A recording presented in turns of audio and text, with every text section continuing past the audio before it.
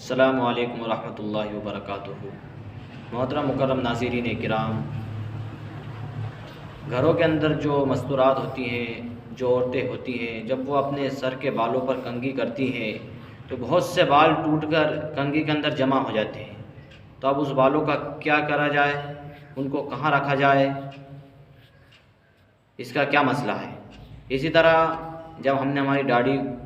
پر ہاتھ پھیرا یوں کر کے تو بہت سے بال بعض دفعہ داڑھی کے ٹوٹ کے ہاتھوں پہ آ جاتے ہیں، تو اب ان بالوں کا کیا کرا جائے؟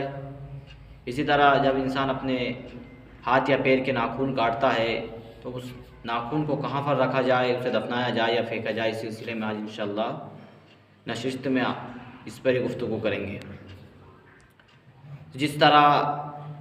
سر کے بال، خاص طور سے سر کے بال، داڑھی کے بال اور ناخن، خاص طور سے میں تین چیزوں کا نام دے رہا ہوں، سر کے بال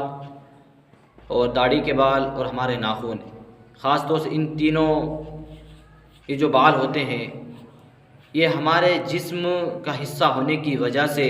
قابل احترام ہے۔ جس طرح ہمارے جسم کے ہر اعضاء قابل احترام ہے، اسی طرح یہ سر کے بال، ہمارے داڑھی کے بال، یہ ناخن، یہ جسم کے حصہ ہونے کی وجہ سے قابل احترام ہے۔ اگر یہ جسم سے جدا ہو جائے، اب یہ الگ ہو جائے تو ان کا احترام کیا جائے۔ احترام کرنے سے مطلب یہ ہے کہ جس طرح ہم سروں کے اندر اپنے سر کے بالوں پہ کنگھی کرتی ہیں عورتیں یا جو مرد حضرات جو کنگھی کرتے ہیں، اور تو ان جو وہ بال جو نکلتے ہیں، اب ان بالوں کو کنگھے سے نکالنے کے بعد یا تو کسی پولیتھین میں، کسی تھیلی میں یا کسی بیگ میں یا کسی بھی کاغذ میں انہیں رکھ دیا جائے۔ اسی طرح جب روزانہ کنگھی کرتی ہیں تو بہت سے بال نکل جاتے ہیں، تو روزانہ اپنے بالوں کو کسی پولیتھین میں جمع کریں۔ جب وہ 3-4 مہینے ہو جائیں، جب بال اکٹھے ہو جائیں، جمع ہو جائیں، بھیلا ہو جائیں، تو اب ان بالوں کو کسی جگہ، کسی ایک سڑک کے کنارے پر گڈھا کھود کر دفن کر دیا جائے، یا کسی قبرستان کے کسی کونے میں اسے دفن کر دیا جائے، یا گھر کے کسی کوئی حصے میں جہاں پر انسان کے لات اور پیر، انسان کے پیر وغیرہ نہیں جاتے ہو، جہاں پر لوگ جوتے چپل لے کر نہ جاتے ہو، وہاں پر اسے دفن کر دیا جائے۔ کسی بھی کونے پر جہاں پر لوگ جوتے چپل لے کر نہ جاتے ہو، وہاں پر اسے دفن کر دیا جائے۔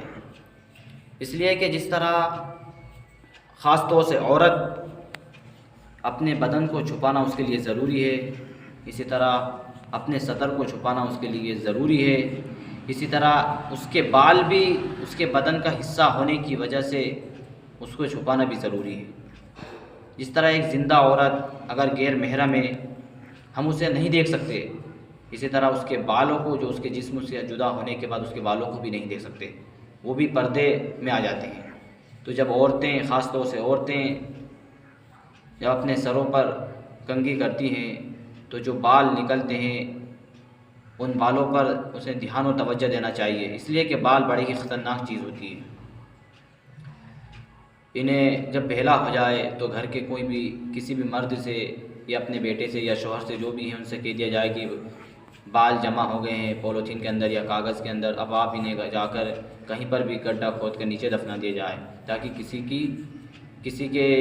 اس میں نہ آئے وہ بال، کسی کے لات پیر میں نہ آئے یا کسی کو دکھے نہیں، اس لیے کسی جگہ گڈھا کھود کر اسے دفنا دیا جائے۔ خاص طور سے عورتیں توجہ دیں، اس لیے کہ یہ ہمارے معاشرے کے اندر بہت ہی اہم مسئلہ ہے، ہمارے سماج کا بہت ہی اہم مسئلہ ہے۔ اسی طرح ہم جو ناخن کاٹتے ہیں، اس ناخن کو بعض دفعہ تو کاٹنے کے بعد پھینک دیتے ہیں، کہیں پر بھی کسی ناپاک جگہ پر پھینک دیے یا کسی ایسی جگہ پر پھینک دیے جہاں پر لوگ جوتے چپل لے کر جاتے ہیں یا لوگ اپنے جوتے چپل اتارتے ہیں، کسی جگہ پر پھینک دیے۔ تو اس کا ہمیں اہتمام کرنا ہے کہ جب اپنے ہاتھوں کے یا پیروں کے ناخن کاٹیں تو اسے ناخن کاٹنے کے بعد میں اعلیٰ طریقہ یہ ہے کہ کہیں پر گڈھا کھود کر کونے پہ دفنا دیں، بشرطے کہ وہ جگہ پاک ہو اور لوگ وہاں پر جوتے چپل لے کر نہ جاتے ہو۔ کسی جگہ گڈھا کھود کر اس میں دفنا دیں، یا اگر نہیں دفنا رہے ہیں تو کسی کونے پر، کوئی ایسا کونا ہو جہاں پر اسے رکھ دیا جائے جہاں پر لوگ جوتے چپل لے کر نہ جاتے ہوں اور وہ ناپاک نہ ہوں، ایسی جگہ پر ناخن کو رکھ دیا جائے۔ اس لیے کہ یہ دونوں ہی چیزیں خطرناک ہیں۔ بال خطرناک اس وجہ سے ہے کہ حضور پاک علیہ الصلوۃ والسلام پر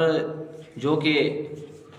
امام الانبیاء سید المرسلین والآخرین، تمام نبیوں کے سردار ہیں، اللہ رب العزت کے سب سے مقرب بندے اور سب سے مقرب رسول ہیں، اور اللہ رب العزت کے حبیب ہیں۔ اللہ رب العزت نے کتنی ہی تعریف ان قرآن مجید کے اندر فرمائی ہے۔ تو انسانوں میں سب سے افضل ترین انسان بھی ہیں، بشر بھی ہیں اور نبی بھی ہیں۔ چونکہ نبی بھی ہیں اور بشر بھی ہیں، تو ایک یہودی جس کا نام لبید ابن عاصم تھا، اس نے حضور پاک علیہ الصلوۃ والسلام کے سر کے بالوں کے ذریعے سے حضور پاک علیہ الصلوۃ والسلام پر جادو کر دیا۔ یہ بال اتنے خطرناک چیز ہے